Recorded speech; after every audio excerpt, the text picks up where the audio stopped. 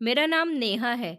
मेरी जिंदगी की कहानी शायद किसी को मामूली सी लगे, लेकिन मेरे दिल में जो बीती है, वो किसी बड़ी तकलीफ से कम नहीं थी। मैं एक मिडिल क्लास फैमिली में पली बड़ी थी, जहाँ खाना पीना सिर्फ गुजारे लायक था। मेरे पिता मेहनत मजदूरी करने वाले सीधे साधे इंसान थे, और माँ घर की चार दीवारी में अपनी जिंदगी के दिन पूरे कर रही थी। हमारे घर में सुकून था, मोहब्बत थी, मगर खुशहाली कभी नहीं आई थी। मेरा एक ही भाई था, लेकिन वो बचपन से एबनॉर्मल था, इसलिए माँ पिताजी का सारा ध्यान मुझ पर ही रहता था। हमारे परिवार में एक उसूल था, एक उसूल जो कई सालों से चला आ रहा था। शादी खानदान से बाहर नहीं की जाती थी, चाहे कुछ भी हो जाए। लड़की या लड़के के लिए खानदान के दायरे से बाहर रिश्ता तलाश करने का सवाल ही पैदा नहीं होता था। मैं बचपन से ही बात सुनती आई थी और जानती थी कि मेरी शादी भी उसी रिवाज के मुताबिक होगी। शायद मैंने कभी इस पर सवाल नहीं किया था, क्योंकि हमारे गांव की औरतों के लिए सवाल उठाना ही पाप समझा जाता था। मेरी शादी का फैसला भी मेरे माता पिता ने नहीं, बल्कि घर के बड़े मतलब मेरे ताऊजी ने किया था। उनका बेटा जो मेरे साथ ही इस गांव में रहता था, मेरा नसीब उसके साथ जोड़ने का फैसला किया गया। मैंने सर झुकाकर हाँ कर दी थी, जैसे सब लड़कियां करती हैं। लेकिन दिल के किसी कोने में एक डर जरूर था। मैं जानती थी कि मेरी ताई जी मुझे पसंद नहीं करती, बल्कि शुरू से ही वो मुझसे नफरत करती हैं।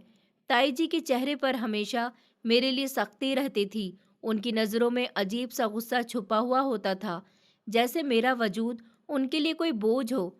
मेरी शादी उनके बेटे से तय हो गई थी। उनकी आंखों में वही गुस्सा और भी बढ़ गया था।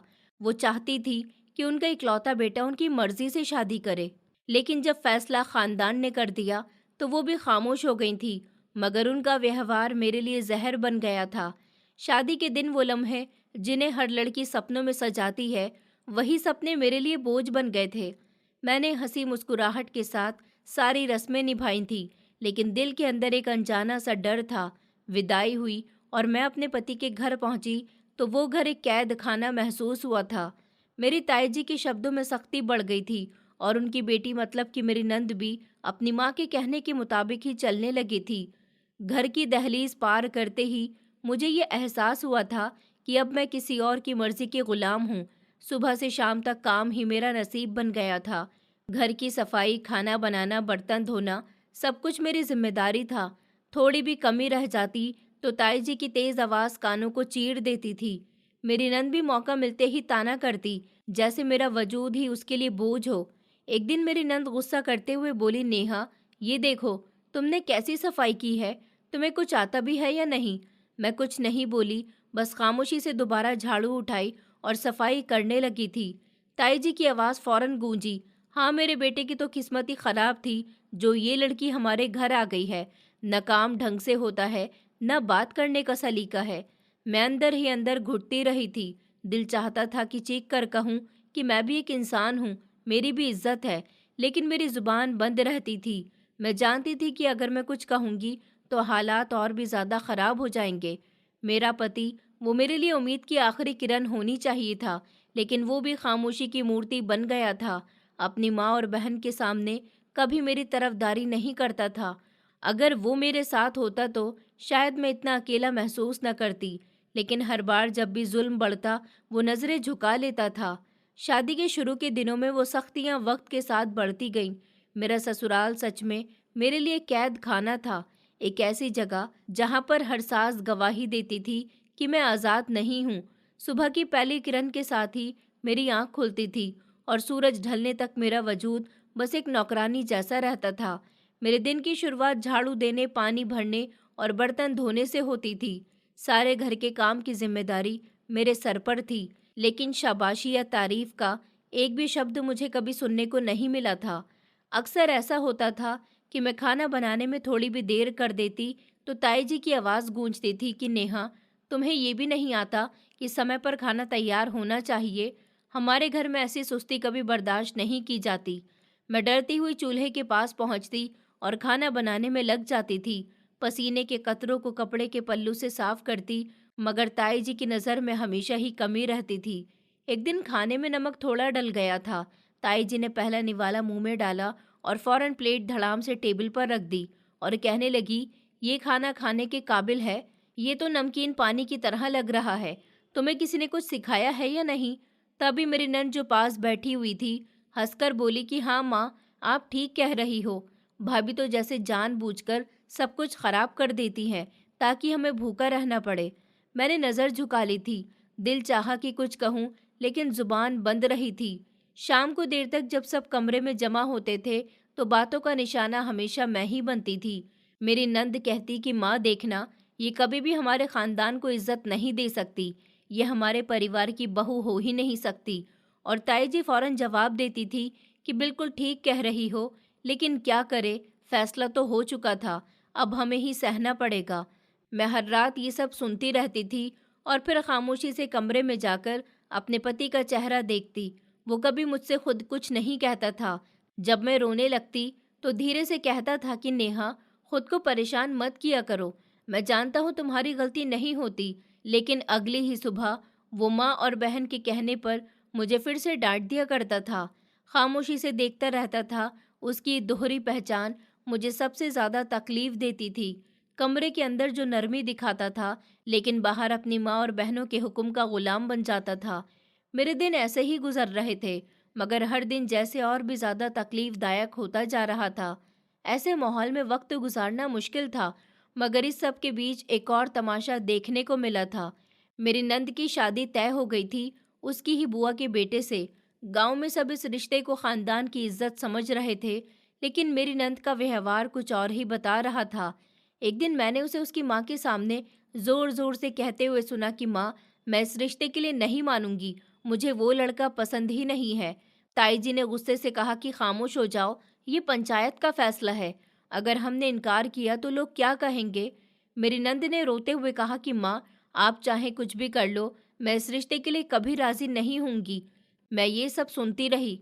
मेरे दिल में एक सवाल उठा कि जब नंद को अपनी मर्जी का हक नहीं, तो मुझे क्या मिला होगा, लेकिन जुबान पर कुछ नहीं लाई। अगले ही दिन शाम को मेरी नंद फिर मेरे सामने आई और कहने लगी कि भाभी, देख लेना, अगर ये शादी हुई तो मैं अपनी ज़िंदगी बर्बाद कर लूँगी।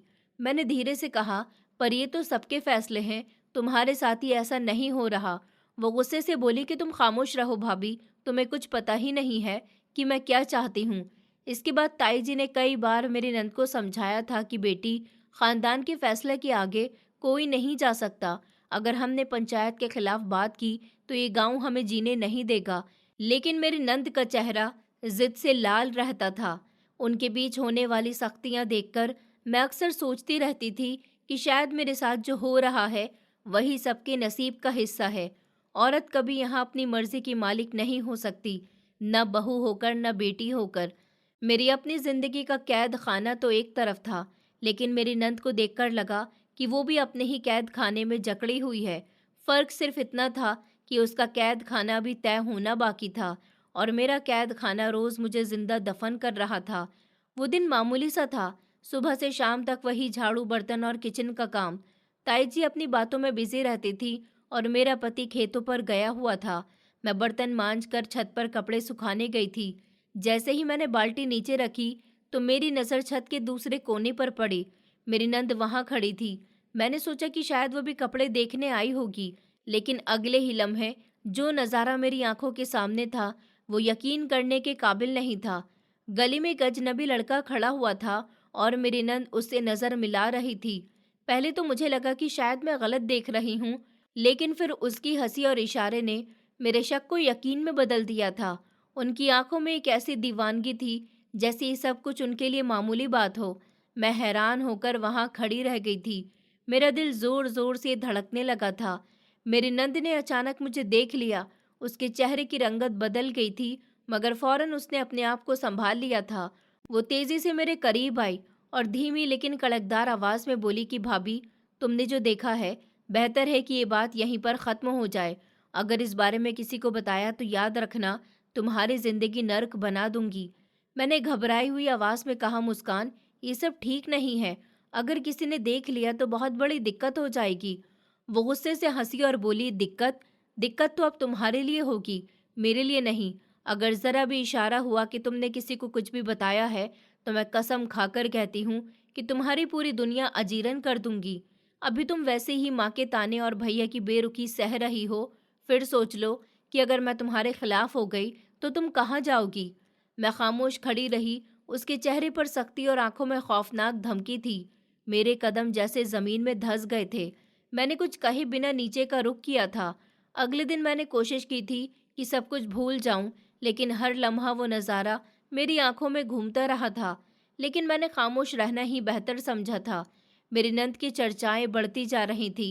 अक्सर वो शाम को छत पर जाती थी और घंटों खड़ी रहती थी। मैं नीचे सबको देखती रहती थी, लेकिन कुछ नहीं कह पाती थी। कभी कभी वो कपड़े सुखाने के बहाने ऊपर चली जाती और नीचे गली में खड़े उस अजनबी लड़के को देखकर मुस्कुराती रहती थी। मैं उस लम्हे अपने दिल की धड़कनों को रोक लेती थी कि कहीं कोई और भी न देख ले। मेरी नंद अगले दिन किचन में आई और हंसते हुए कहने लगी कि भाभी, तुम कितनी डरपोक हो। कल भी तुम्हारे चेहरे पर साफ डर नजर आ रहा था। याद रखो, अगर मेरी बात किसी को भी पता चली तो सबसे पहले माँ तुम्हें बदनाम करेंगी। और तुम्हें पता है ना कि इस घर में तुम्हारा कोई नहीं है। मैंने बर्तन धोते हुए धीरे से कहा कि मैंने किसी को कुछ नहीं बताया और ना ही मैं बताऊंगी। वो बेफिक्र होकर कमरे में चली गई थी, लेकिन मेरा दिल जैसे अंदर ही अंदर खून के आंसू रो रहा था। मैंने सोच लिया था कि इस राज को दिल में दफन करके ही जीना है। लेकिन इंसान चाहे जितना भी बर्दाश्त करे, कुछ न कुछ ऐसा ज़रूर होता है जो खामोशी को तोड़ देता है। वक्त गुजरता रहा और एक दिन ऐसा आया जब वो डर मेरे दिल पर काबू पा गया था। दोपहर का समय था। ताई जी अपनी बहन के घर गई हुई थी और मेरा पति खेतों पर गया हुआ था और पूरा घर जैसे मेरे कंधों पर छोड़ दिया गया था। मैंने किचन में आटा गूंद कर रखा ही था कि अचानक दरवाजे की हल्की सी आवाज़ आई। मैंने झांका तो देखा कि मेरी नंद आंगन के कोने में खड़ी हुई थी और किसी अजनबी लड़के को अंदर आने का इशारा कर रही थी। मेरा शरीर सुन्न हो गया था। वही लड़का जिसे मैं पहले छत से देख चुकी थी, अब मेरे घर के अंदर कदम रख रहा था। मेरी नंद तेजी से उसे अपने कमरे में ले गई थी और दरवाज़ा बंद कर दिया। मैं किचन के दरवाजे के पास खड़ी कांप रही थी। मेरा दिल कह रहा था कि फौरन बाहर जाऊं और रोक दूं, मगर जुबान और कदम और भी बोझ बन गए थे। कुछ देर के बाद कमरे से हंसने और बातों की आवाज़ें आने लगी थी। मैंने हाथ में रोटी बेलने वाली बेलन को जोर से पकड़ लिया, जैसे उसके सहारे ही खड़ी थी। मेरा दिमाग सोच रहा था कि अगर इस समय कोई मोहल्लेदार या रिश्तेदार आ गया तो क्या होगा। सब ये कहेंगे कि घर में नेहा मौजूद थी और ये सब कुछ उसकी आंखों के सामने हो रहा था। इल्ज़ाम मुझ पर ही लगेगा। घड़ी की सुइयां जैसे थम गई थी। वो दोनों हंस रहे थे और मैं आंगन में टहलते हुए हर लम्हा डर में डूबी जा रही थी। जब वो लड़का बाहर निकला और बिना किसी परवाह के गली में निकल गया तो मेरी जान में जान आई थी। मेरी नंद ने जाते जाते मुझे घूरा और ताना देते हुए अंदाज में कहने लगी कि भाभी, ये समझ लो कि तुमने कुछ देखा ही नहीं, समझी, वरना याद रखो तुम्हारा अंजाम बहुत बुरा होगा। मैंने सर झुका लिया था और खामोशी से बर्तन धोने में लग गई थी, लेकिन अंदर ही अंदर जैसे तूफान खड़ा हो रहा था। अगले ही दिन फिर यही हुआ। ताई जी किसी काम से बाहर निकली और मेरा पति खेतों में काम पर चला गया। मेरी नंद ने दोबारा उसी अजनबी लड़के को घर बुलाया। मैंने आंखों से ये सब कुछ देखा और मेरे दिल ने कहा, अगर ये सब ऐसे ही चलता रहा तो एक दिन तबाही ज़रूर होगी। मेरी हालत अब ऐसी हो गई थी कि घर के दरवाजे की हल्की सी आहट पर भी मेरा दिल कांप उठता था। मैं हर लम्हा सोचती रहती थी कि आज अगर कोई देख ले तो मैं क्या करूंगी। मेरा कोई यकीन करने वाला नहीं था। सबसे बढ़कर मुझे ये डर सताए जा रहा था कि अगर ये राज पंचायत तक पहुंच गया तो इल्ज़ाम फिर भी मुझ पर ही आएगा। एक दिन जब वो लड़का चला गया तो मैंने अपनी नंद को रोककर कहा कि मुस्कान, ये सब छोड़ दो, ये ठीक नहीं है। अगर किसी ने देख लिया तो सबसे पहले मेरा नाम आएगा। मैं और बर्दाश्त नहीं कर सकती। वो हंसकर बोली, भाभी, तुम सच में पागल हो, तुम्हें तो बस डर ही लगता है। फिक्र मत करो, कोई कुछ नहीं जानेगा, और अगर जान भी गया तो मेरी माँ और भाई तुम्हारे मुंह पर इल्ज़ाम लगा देंगे। फिर देखना, सब तुम्हें ही बुरा कहेंगे। उसकी बात ने मेरा खून जमा दिया था। मुझे यकीन हो गया था कि अगर ये बात कभी सामने आई तो सबसे पहले मैं ही बलि का बकरा बनूंगी। रात भर मैं करवटें बदलती रही थी। दिल में एक ही फैसला गूंज रहा था कि अब खामोशी की गुंजाइश नहीं थी। अगर मैं आज भी सच छुपाऊंगी तो कल मेरी इज्जत खाक में मिल जाएगी। सुबह की पहली किरण नजर आई तो मैं फौरन स्नान करने के बाद प्रार्थना करने के लिए बैठ गई थी। मेरा दिल बोझल हो रहा था। मेरा पति अभी अभी बिस्तर से उठा था। मैंने हिम्मत इकट्ठा की और उसके करीब जाकर बैठी थी। मैंने धीमी आवाज में कहा कि मुझे आपसे एक ज़रूरी बात करनी है। वो हैरानी से बोला कि इस समय? सुबह का समय है नेहा, बाद में बात कर लेना। मैंने कॉन्फिडेंस भरे शब्दों में कहा कि नहीं, यही समय है। अगर अभी नहीं कही तो शायद कभी नहीं कह सकूंगी। उसके चेहरे पर नागवारी आ गई थी। वो झुंझलाकर बैठ गया था और कहने लगा कि अच्छा बताओ, क्या बात है?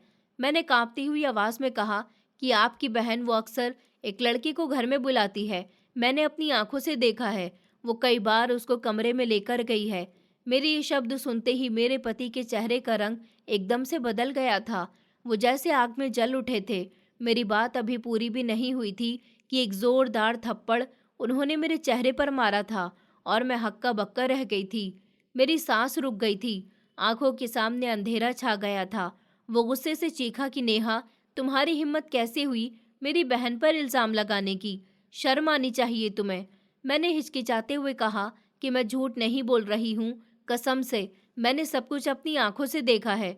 उसने मुझे धक्का दिया और कहने लगा कि बकवास बंद करो, मेरी बहन मासूम है। उस पर थोड़ा भी शक किया तो याद रखना, तुम्हारे लिए ये घर नर्क बना दूंगा। मेरे गाल पर जलन थी, लेकिन दिल पर जो वार हुआ था वो उससे कहीं ज्यादा था। मैंने आंखों में आंसू लिए और कहा कि मैंने ये सब कुछ आपको बचाने के लिए कहा है। अगर बात बाहर निकल गई तो बुरा होगा। मैंने सोचा था कि आप मेरा यकीन करोगे। वो बीच में बोल पड़ा, बस एक शब्द और नहीं, अपनी जुबान को लगाम दो। मेरी माँ और बहन के खिलाफ एक शब्द भी बर्दाश्त नहीं करूंगा मैं कांपती हुई खामोश हो गई थी। मेरा दिल कह रहा था कि चीख कर सच बताऊं, लेकिन मैं जानती थी कि उसके कानों पर जूं तक नहीं रेंगेगी। उसके लिए उसकी माँ और बहन की इज्जत सब कुछ थी और पत्नी का वजूद सिर्फ एक साया था। वो कमरे से उठकर बाहर निकल गया था। मैं बिस्तर के कोने पर बैठी रही। मेरा चेहरा जल रहा था, लेकिन अंदर का दर्द कहीं ज्यादा तेज था। मैंने सोचा कि सच बोलने की ये कीमत होगी, ये तो कभी सोचा भी नहीं था। उस दिन पूरे घर में उसका व्यवहार अजीब था। नाश्ते पर बैठे हुए भी वो मुझे देखकर ऐसे मुंह फेर रहा था जैसे मैं उसके लिए अजनबी हूँ। मेरी नंद जब मेरे करीब आई और ताना देते हुए अंदाज में कहने लगी, भाभी क्या हुआ? आजकल कुछ ज्यादा ही उदास लग रही हो। कहीं कोई सपना देख लिया है क्या? मैंने सर झुका दिया। मेरा दिल चाहता था कि चीख कर कह दूं कि सपना नहीं, हकीकत है, लेकिन जुबान बंद रही। दोपहर को जब मैं किचन में खाना बना रही थी तो मेरा पति अंदर आया और उसकी आंखों में अब भी गुस्सा था। वो कहने लगा कि नेहा, अगर दोबारा कभी तुमने ऐसी घटिया बात की तो ये रिश्ता खत्म कर दूंगा। तुम्हें मेरी बहन पर शक करने की जुर्रत नहीं होनी चाहिए थी। मैंने कोई जवाब नहीं दिया। चूल्हे की आंच पर घूर कर खाने को देखती रही। बस सोचती रही कि मेरी बात की उसके लिए कोई अहमियत नहीं है। रात को जब हम दोनों कमरे में गए तो उसने नॉर्मल अंदाज में बात करने की कोशिश की और कहा कि नेहा, तुम्हें समझना चाहिए, ये सब इल्ज़ाम तुम्हारे मुंह से अच्छे नहीं लगते। औरत को घर बसाना होता है, इल्ज़ाम देने नहीं। मैंने आंखों में आंसू लिए धीरे से कहा, तो फिर मेरा फ़र्ज़ क्या है? मैंने जो देखा क्या उसे छुपा लेती?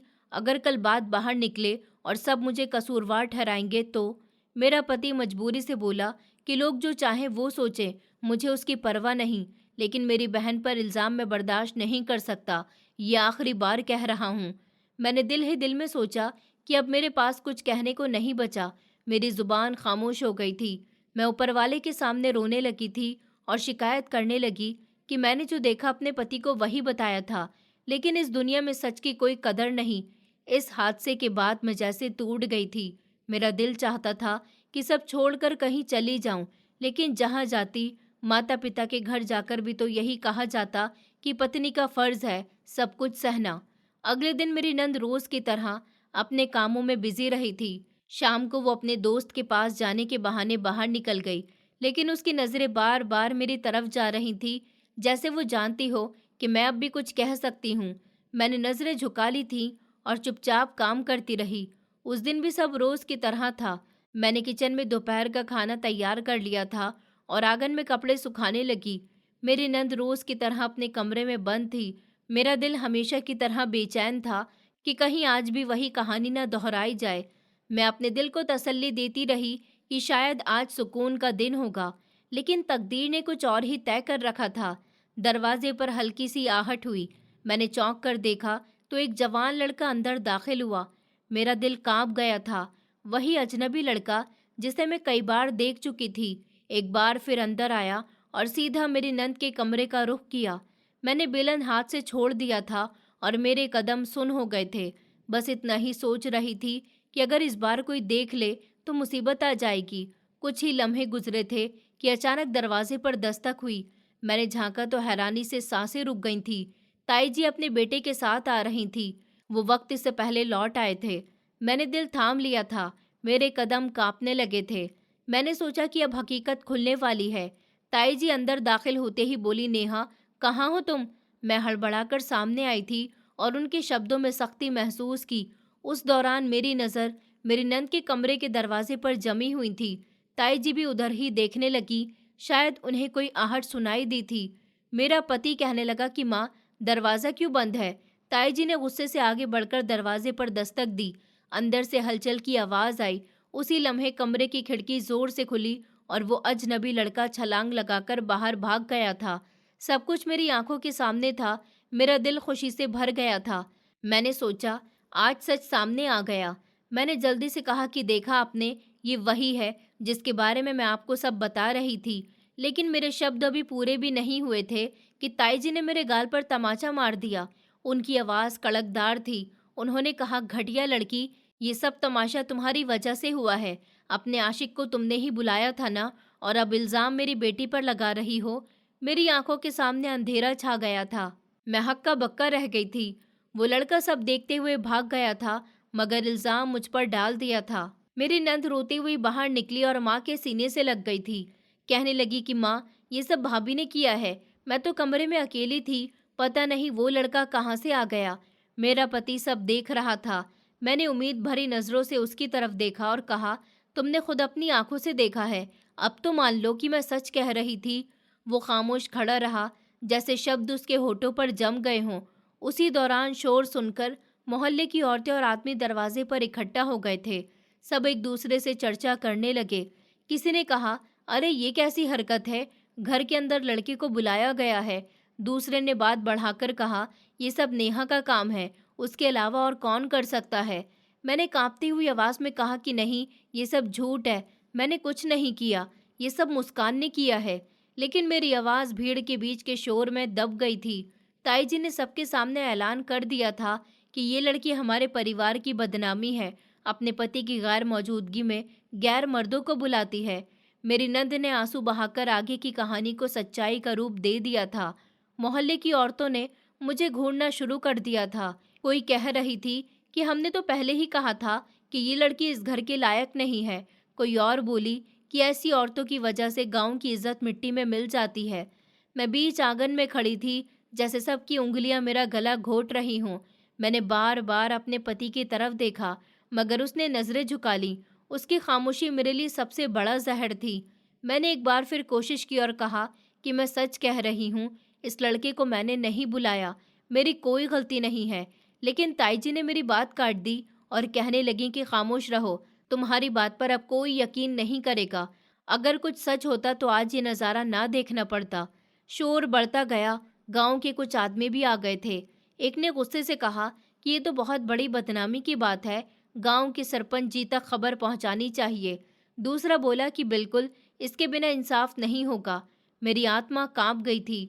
मुझे लगा कि जैसे मेरा फैसला अब भीड़ के बीच होने वाला है। मैं गिड़गिड़ाई, मैंने हाथ जोड़े और कहा कि मेरी बात सुनो, मैं बेकसूर हूँ। मैंने हमेशा अपनी इज्जत की हिफाजत की है, लेकिन किसी ने मेरी बात नहीं सुनी थी। मेरी नंद का चेहरा जीत की मुस्कुराहट के साथ भरा हुआ था। उसकी आंखों में चमक थी, जैसे आज वो मेरी शिकस्त को देख रही हो। ताई जी की जुबान लगातार आग उगल रही थी और मोहल्ले वाले मेरे आसपास ऐसे इकट्ठा थे जैसे मैं कोई मुजरिम हूँ। मेरा पति एक तरफ खड़ा हुआ था, वो सब कुछ देख रहा था, लेकिन एक शब्द भी मेरे लिए नहीं बोला। उसके होठ बंद थे और आंखों में अजीब सी कमी थी। मैंने सोचा कि शायद अभी वो बोलेगा, लेकिन वो पत्थर की मूर्ति बना खड़ा रहा। उस दिन मुझे अंदाजा हो गया था कि मेरा सच इस घर की दीवारों में हमेशा दफन रहेगा। यहाँ इल्ज़ाम लगाना आसान है, लेकिन सच बोलने की कोई अहमियत नहीं। मेरी सांसें चल रही थी, मगर अंदर से मैं मर चुकी थी। गांव में ये खबर आग की तरह फैल गई थी। जिस शाम को मेरा कैरेक्टर उछाला गया था, अगली सुबह ये बात हर दहलीज पर जा पहुंची थी। किसी ने कहा कि नेहा ने अपने पति की गैर मौजूदगी में किसी लड़के को घर बुलाया है। कोई बोला ये औरत खानदान की बदनामी है। शोर बढ़ता गया और फिलहाल सरपंच जी के कानों तक ये खबर पहुंच गई थी। वो गांव के सबसे बड़े फैसला करने वाले इंसान थे, जिसका हुक्म सबके लिए कानून से बढ़कर था। उसी दिन शाम को गांव के बीच पंचायत बुलाई गई। बड़े बड़े पेड़ों के नीचे चारपाइयां और कुर्सियां डाल दी गई थी। औरतें और आदमी सभी वहां इकट्ठा हो गए थे। मेरी ताई जी और नंद तो ऐसे बैठी थी जैसे वही लाचार हों। मैं सर झुकाकर खड़ी हुई थी। दिल में अभी भी उम्मीद की एक किरण थी कि शायद आज सच सुनने को कोई तैयार हो जाए। सरपंच जी ने रोबदार आवाज में कहा, ये बात हमारे गांव की इज्जत का सवाल है। बताया गया है कि एक औरत ने अपने पति के गैर मौजूदगी में गैर मर्द को घर बुलाया था। ऐसा जुर्म पहले कभी नहीं हुआ। हमें इंसाफ करना है। मुझे बीच में लाकर खड़ा कर दिया गया था। मैंने नजरें झुका ली थी। मेरे कदम कांप रहे थे। मोहल्ले की औरतें मेरी तरफ घूरती और एक दूसरे से चर्चा करती और मर्दों की आंखों में भी नफरत थी। तभी एक बूढ़ा आदमी खड़ा हुआ और कहने लगा कि सरपंच जी, अगर इस औरत को सजा ना दी गई तो कल को हमारी बेटियां और बहुएं भी यही सब करने लगेंगी। दूसरा आदमी बोला, ये गांव की बदनामी है, इसको कड़ी सजा देना जरूरी है ताकि बाकियों को सबक हासिल हो सके। मेरी ताई जी ने आगे बढ़कर कहा कि सरपंच जी, हम पर तो पहाड़ टूट गया। हमने इस लड़की को बहू बनाकर घर की इज्जत समझा था, लेकिन इसने हमें शर्मिंदा कर दिया। हमारे परिवार की नाक कट गई। मेरी नंद आंसू बहाते हुए कहने लगी कि सरपंच जी, मैंने अपनी आंखों से देखा था कि वो लड़का हमारे घर में आया था। मैं तो डर के मारे चीख भी नहीं सकी थी। भाभी ने कहा था कि खामोश रहो वरना तुम्हारा नुकसान हो जाएगा। ये सुनकर लोग भड़क उठे थे। भीड़ में आवाज पहुंचने लगी थी, इसे बेइज्जत किया जाए, इसे लाठी से पीटा जाए और गांव से निकाल दिया जाए। मैंने हिम्मत करके जुबान खोली और कहा कि सरपंच जी, ये सब झूठ है। मैंने कोई गलती नहीं की। ऊपर वाला गवाह है, मैं बेकसूर हूँ। सरपंच जी ने मेरी तरफ देखा और कहने लगे, अगर तुम बेकसूर हो तो तुम कोई सबूत लेकर आओ, कोई गवाह लेकर आओ जो तुम्हारे हक में बोले। मैंने नजरें घुमाकर अपने पति की तरफ देखा था। वो वहीं पर खड़ा हुआ था, हाथ जोड़े सर झुकाकर। मैंने कांपती हुई आवाज में कहा कि ये मेरे पति हैं। इन्होंने भी सब देखा है, ये सब जानते हैं। सारी भीड़ की नजर मेरे पति पर जा पड़ी थी। सरपंच जी ने कहा कि बेटे, तुम बोलो, ये औरत सच कह रही है या झूठ। वो पल भर के लिए रुका, फिर धीमी आवाज में कहने लगा कि सरपंच जी, मैं कुछ नहीं कह सकता। मुझे तो कुछ याद ही नहीं कि असल में हुआ क्या था। मेरे कदमों तले से जमीन निकल गई। ये वो लम्हा था जिसका डर मुझे पहले दिन से था। मेरा अपना पति, मेरा सबसे करीबी साथी भी मेरे हक में नहीं बोल रहा था। मेरी जुबान बंद हो गई थी, सांसें रुक गई थी। लोगों ने शोर मचाया, यही तो सबूत है कि ये औरत कसूरवार है। अगर पति भी उसके हक में नहीं बोला तो अब क्या बाकी रह गया है। सरपंच जी ने हाथ उठाकर खामोश रहने के लिए कहा। फिर कहने लगे कि ये पंचायत गांव की इज्जत के लिए फैसला करती है। ऐसी औरत को छोड़ दिया गया तो कल को सबके घरों में ये आग लगेगी। हमारा फैसला है कि नेहा को सख्त सजा दी जाएगी ताकि ये निशान सबक का बने। भीड़ से आवाज सुनाई दी, उसे सजा दी जाए। कोई बोला इसे पीटा जाए सबके सामने। कुछ ने कहा कि इसे गांव से निकाल दिया जाए। सरपंच जी ने फैसला सुना दिया कि नेहा को कैद किया जाए। कल पंचायत दोबारा बैठेगी और सजा को फैसले की शक्ल दी जाएगी। मेरे कानों में शोर गूंज रहा था। औरतों ने सर हिलाया, आदमियों ने तालियां बजाई। सबको यकीन हो गया था कि मैं मुजरिम हूँ। मैं सर झुकाकर खड़ी रही थी। मेरी जुबान पर शब्द नहीं थे, मगर गला बंद हो गया था। मेरी ताई जी कहने लगी कि सरपंच जी, आपने इंसाफ कर दिया। अब ये लड़की जान लेगी कि गांव के फैसले के खिलाफ कोई नहीं जा सकता। मेरी नंद के आंसू थम गए थे। उसके चेहरे पर सुकून की झलक थी, जैसे वो जीत गई हो।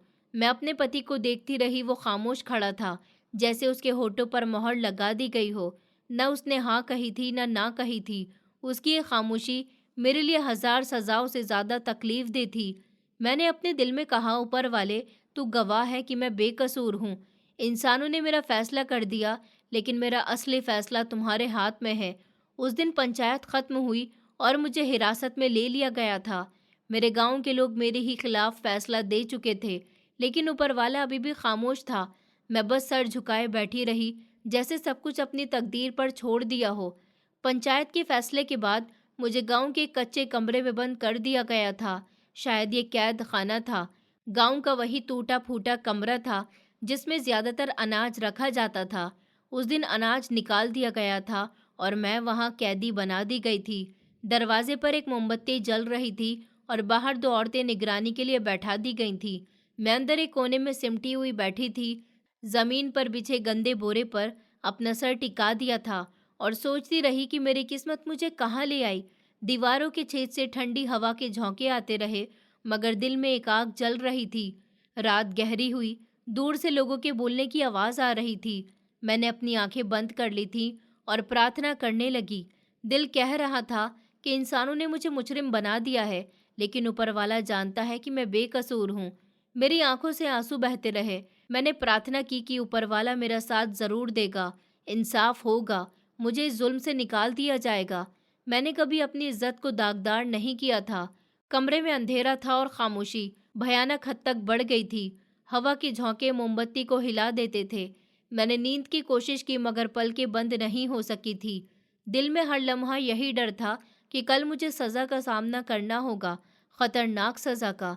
मेरे दिमाग में वो सारे खतरनाक नज़ारे उभरने लगे थे जो गांव की औरतें दूसरों के लिए बताया करती थीं। उसी लम्हे आहट सुनाई दी। मैं चौंक गई। दरवाज़ा धीरे से खुला। एक कमज़ोर सी रोशनी अंदर पड़ी थी और दरवाजे में एक चेहरा दिखाई दिया। मैंने आंखें मली। वो मेरे पिता के पुराने दोस्त समीर चाचा थे। उन्होंने धीरे से कहा कि नेहा बेटी, घबराओ नहीं, मैं हूँ। मेरे होठ कँप-कँपाए। मैंने कहा, चाचा जी आप यहाँ।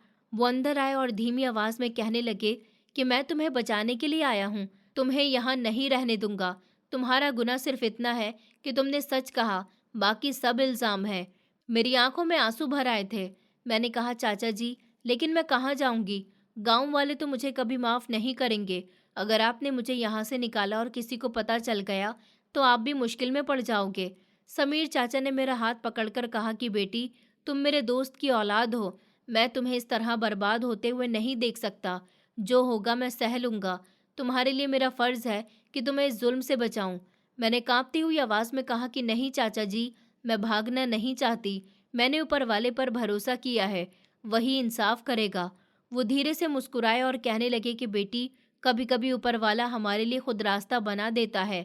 शायद ये मौका भी उसी की तरफ से है। मेरे साथ चलो। शहर में एक बड़ी मालकिन है जिन्हें काम के लिए औरत चाहिए। मैं तुम्हें उनके पास भेज दूंगा। वहां तुम सलामत रहोगी। मैं खामोश रही। दिल अभी भी डर से भर गया था। अगर गांव वालों को खबर हो गई तो वो मुझे कत्ल भी कर सकते हैं। लेकिन चाचा की आंखों में सच्चाई और मोहब्बत थी। बाहर पहरा देने वाली औरतें बेहोश थीं। चाचा जी ने धीरे से कहा कि मैंने इन पहरेदारों को बेहोशी की दवाई पिला दी है। वो अब गहरी नींद में सो रही हैं। किसी को पता नहीं चलेगा। मेरे कदम अभी भी कांप रहे थे। मैंने एक बार फिर कहा, चाचा जी, अगर किसी ने देख लिया तो? उन्होंने सख्त शब्दों में कहा कि नेहा, ये समय डरने का नहीं है। अगर आज तुमने मौका बर्बाद कर दिया तो कल तुम्हारे लिए कोई रास्ता नहीं बचेगा। मैंने सर झुकाकर फैसला कर लिया था। धीरे धीरे उठकर खड़ी हुई। दरवाजे से बाहर निकली तो ठंडी हवा ने मेरा चेहरा छुआ था। ऐसा लगा कि जैसे कैद के बोझ से हल्की हो गई हूँ। चाचा जी ने मुझे गांव की सुनसान गलियों से गुजारा। हर कदम पर मेरा दिल धड़कता रहा कि कहीं कोई देख न ले। अंधेरा था, कुत्ते भौंकते तो मेरा दिल उछल जाता था। लेकिन हम आगे बढ़ गए। गाड़ी से शहर तक का सफ़र लंबा और खामोशी से भरा हुआ था। दिल में डर भी था और एक अनजाना सा सुकून भी था कि अब वो कैद खाना पीछे रह गया। शहर की रोशनी में दाखिल होते ही मुझे ऐसा लगा जैसे एक नई दुनिया मेरे सामने खुल रही हो। अजनबी गलियां, अजनबी चेहरे और बेहिसाब हलचल। गाड़ी एक पुराने घर के बाहर रुकी तो ड्राइवर ने कहा कि यहाँ उतर जाओ, बड़ी मालकिन अंदर ही हैं, वो तुम्हें रख लेंगी। मैंने हिचकिचाते कदमों से दरवाज़ा खटखटाया। एक बूढ़ी औरत ने दरवाज़ा खोला। उसकी उम्र ढल चुकी थी, लेकिन चेहरे पर सुकून था। वो मुझे अंदर ले आई और कहने लगी कि बेटी, समीर भाई ने बताया था कि तुम्हें काम चाहिए। मैं अकेली रहती हूँ, मुझे एक हेल्पर की ज़रूरत है। तुम फिर यहाँ पर रह सकती हो और साथ में काम भी कर सकती हो। मैंने नज़रें झुकाई और कहा कि जी बड़ी मालकिन, आप जो कहेंगी मैं वैसा ही करूँगी। इस तरह मेरी ज़िंदगी की नई शुरुआत हो गई थी। सुबह सवेरे मैं उनके घर के काम करती थी, खाना बनाती, ज़रूरत का सामान लाना। घर में और नौकर भी थे, लेकिन वो सब दिन के समय आते जाते थे। मैं उनके साथ हमेशा रहती थी। बड़ी मालकिन नरम दिल थी। एक दिन उन्होंने मुझे पास बिठाकर कहा कि नेहा, मैंने तुम्हें देखा है, तुम दिल से काम करती हो, बस मेहनत जारी रखो, ऊपर वाला तुम्हें कामयाब करेगा। उनके शब्द मेरे लिए हौसला थे। मैं हर महीने अपनी सैलरी का कुछ हिस्सा जमा करने लगी थी। खाने पीने की फिक्र नहीं थी, क्योंकि वो सब बड़ी मालकिन संभालती थी। मेरा कमरा भी वहीं था। मैंने दिल में सोचा कि ये पैसे मेरे आने वाले कल का सहारा बनेंगे। महीने गुजरते गए। शहर की चहल पहल मेरे लिए अजनबी नहीं रही थी। मैं बाजार जाती थी तो नई चीजें देखती थी। वहाँ की औरतों के कपड़े और अंदाज अलग ही दुनिया के लगते थे। मैंने सोचना शुरू कर दिया था कि अगर कभी मौका मिला तो मैं कुछ ऐसा करूंगी जिससे मेरा अपना नाम हो। बड़ी मालकिन की तबीयत दिन ब दिन कमज़ोर होती जा रही थी। एक दिन मुझे उन्होंने अपने करीब बुलाकर कहा कि नेहा, अगर मैं नहीं रही तो तुम अपना ख्याल रखना, तुम्हारी मेहनत तुम्हें कहीं ना कहीं ज़रूर ले जाएगी। मेरी आंखों में आंसू आ गए थे। मैंने कहा, बड़ी मालकिन, आपके बिना मैं अकेली हो जाऊंगी। उन्होंने मेरा हाथ थामा और मुस्कुराकर कहने लगी कि ऊपर वाला तुम्हारे साथ है, तुम कभी अकेली नहीं हो। कुछ समय के बाद वो बीमार हुई और फिर एक रात खामोशी से इस दुनिया से विदा हो गई थी। घर में एक कमी सी छा गई थी। उनके बच्चे दूसरे देश में थे। वो आए और सारे मामलात निपटाकर चले गए थे। मुझे घर से विदा होना पड़ा। मेरी आंखों के सामने सवाल खड़े हो गए थे कि अब मैं कहाँ जाऊंगी। लेकिन मैंने हिम्मत नहीं हारी थी। जो पैसे बरसों मैंने जमा किए थे, उन्हें हाथ में लेकर मैंने शहर के एक छोटे बाजार में एक दुकान किराए पर ले ली थी। मेरे दिल में एक यही चाहत थी कि अपनी मेहनत से कुछ बना सकूं। मैंने सिलाई मशीन रखी और बुटीक का छोटा सा बिजनेस शुरू कर दिया। शुरू शुरू में कुछ औरतें कपड़े लाने लगी थी। मैं दिन रात मेहनत करती थी। हाथ सिलाई में थक जाते थे, लेकिन दिल बेफिक्र रहता था कि ये सब मेरा अपना है। एक दिन एक औरत आई और कहने लगी कि बेटी, तुम्हारी सिलाई बहुत अच्छी है, अगर चाहो तो मैं अपने जानने वालों को भी भेज सकती हूँ। मेरा काम बढ़ने लगा था। मैंने दो और औरतों को साथ रख लिया था।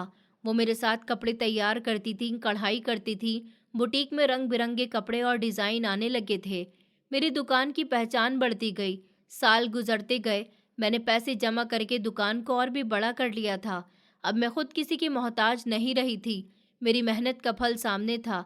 शहर की औरतें मेरे कपड़ों को पसंद करने लगी थीं। बड़े बड़े ऑर्डर मिलने लगे थे। 7 साल गुजर चुके थे। शहर की जिंदगी ने मुझे बदल दिया था। मैं अब वो कमज़ोर नेहा नहीं रही थी जो हर इल्ज़ाम सहती थी और खामोश रहती थी। मेरी बुटीक कामयाब हो चुकी थी। मैं अपने कदमों पर खड़ी थी, लेकिन दिल के किसी कोने में एक बोझ बाकी था। वो रिश्ता जिसने मुझे कैद खाना दिया, वो शादी जिसने मुझे बेइज्जती के सिवा कुछ नहीं दिया, मैं उससे आज़ाद होना चाहती थी। इसीलिए मैंने फैसला कर लिया था कि गांव वापस जाऊंगी और अपने पति से डिवोर्स लेकर हमेशा के लिए इस रास्ते को बंद कर दूंगी। एक सुबह मैंने दुकान अपने नौकरों के हवाले की और सफ़र के लिए निकल पड़ी थी। बैलगाड़ियां, पक्की सड़कें और खेतों के नज़ारे देखकर पुराने दिन याद आने लगे थे। दिल में एक अजीब सी ख्वाहिश थी। सोचती रही कि गांव के लोग मुझे देखकर क्या कहेंगे, लेकिन मैंने खुद को समझा लिया था कि अब मैं किसी की परवाह नहीं करूंगी। गांव के करीब पहुंची तो दिल की धड़कन तेज हो गई थी। वही कच्चा रास्ता, वही खेतों की महक, लेकिन सब कुछ बदला हुआ सा लग रहा था। मैं धीरे धीरे उस मुकाम के करीब पहुंची जहां कभी पंचायत लगती थी। वही मुकाम जहां मुझे मुजरिम बनाकर सजा सुनाई गई थी। मैंने सोचा बस सीधा अपने घर जाऊंगी, मगर जैसे ही मेरी नज़र पंचायत के चबूतरे पर पड़ी, मैं हैरान रह गई थी। वहां मेरा पति था। आदमी, औरतें, बच्चे सब जमा थे। भीड़ के बीच एक अनोखा नज़ारा था जिसे देखकर मैं दंग रह गई थी। मेरी सास और नंद दोनों को जंजीरों से बांध रखा था।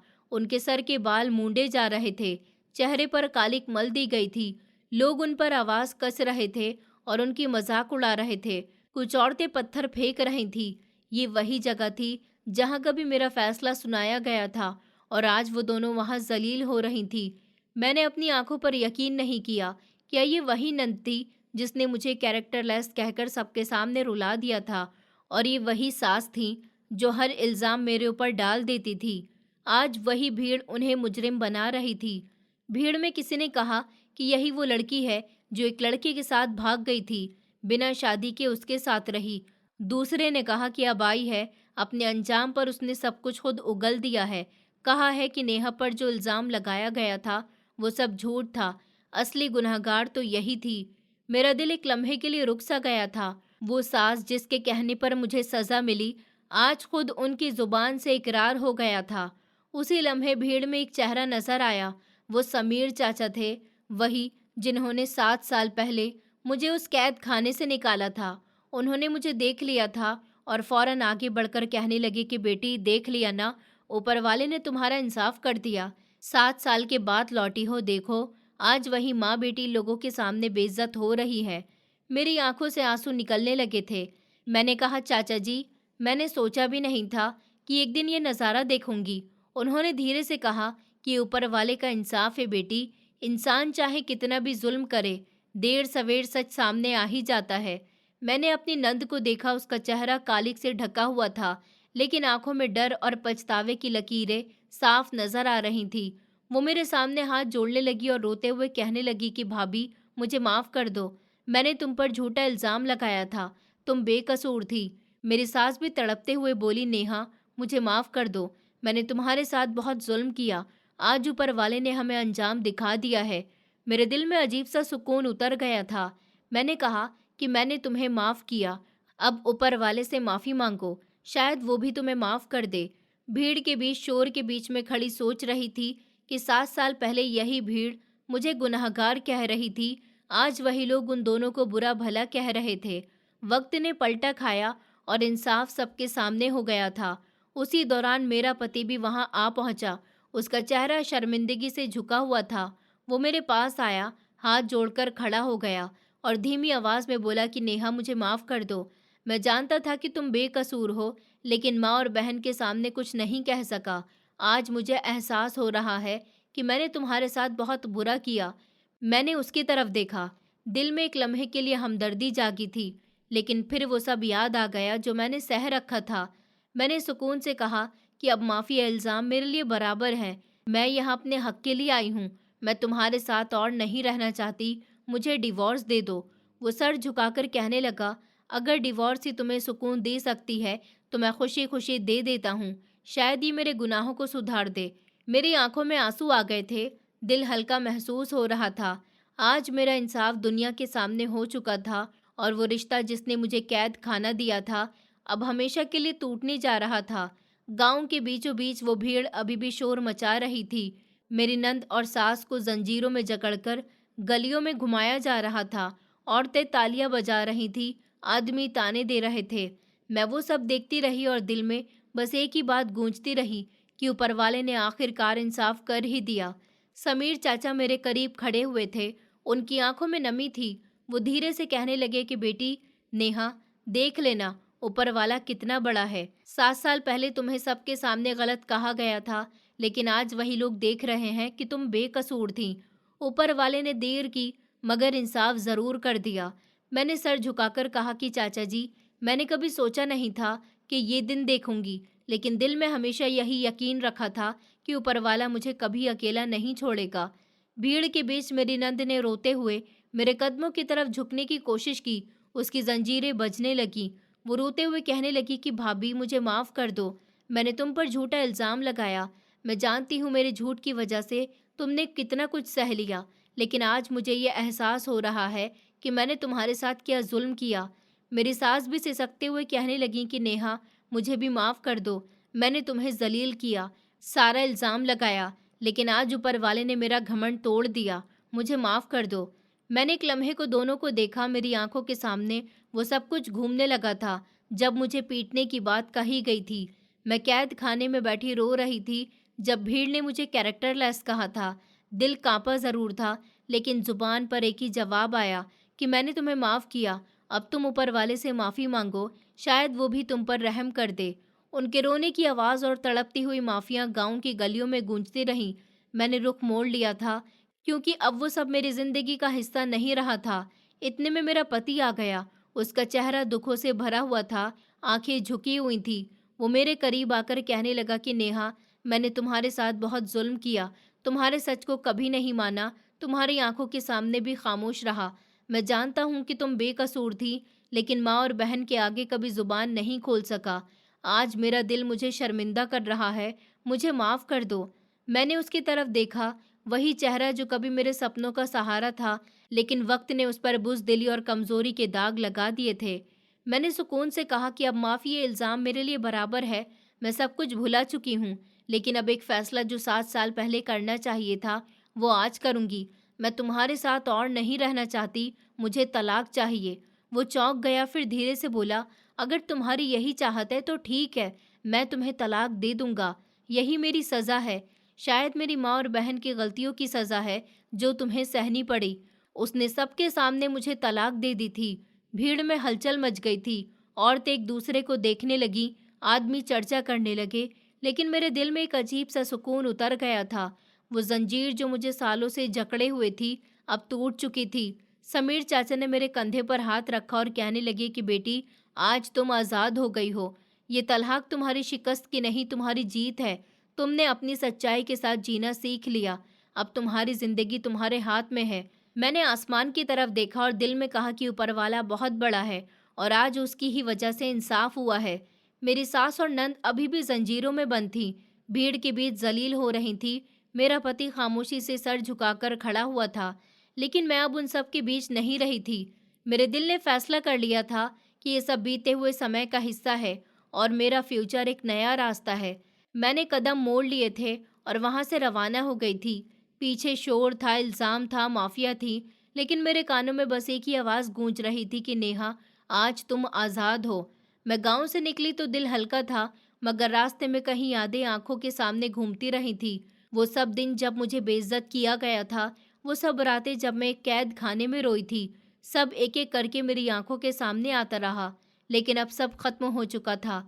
मेरे पाँव जंजीरों से आज़ाद हो चुके थे।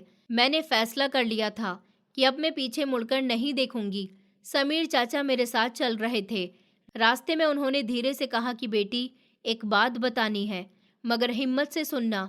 तुम्हारे पिता, वो उस दिन के बाद से कभी संभल नहीं सके।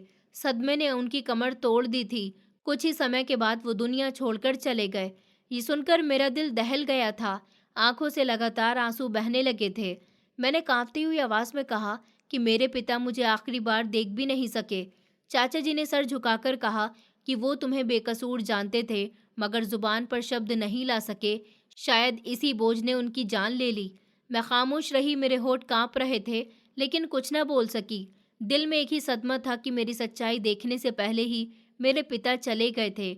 गांव छोड़ने के बाद मैंने अपनी माँ को अपने साथ शहर ले जाने का फैसला किया था। वो बूढ़ी और कमज़ोर हो चुकी थी। जब मैं उनके पास पहुंची तो वो कांपते हुए हाथों से मुझे देखती रहीं। उनकी आंखों में आंसू थे, लेकिन होठों पर प्रार्थना थी। मैं उनके गले से लग गई और कहा कि माँ, मैं आपको अब कभी अकेला नहीं छोड़ूंगी।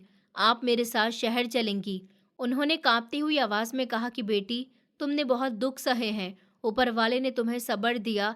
अब मैं तुम्हारी आंखों में सुकून देखना चाहती हूँ। मैं माँ को लेकर शहर आ गई थी।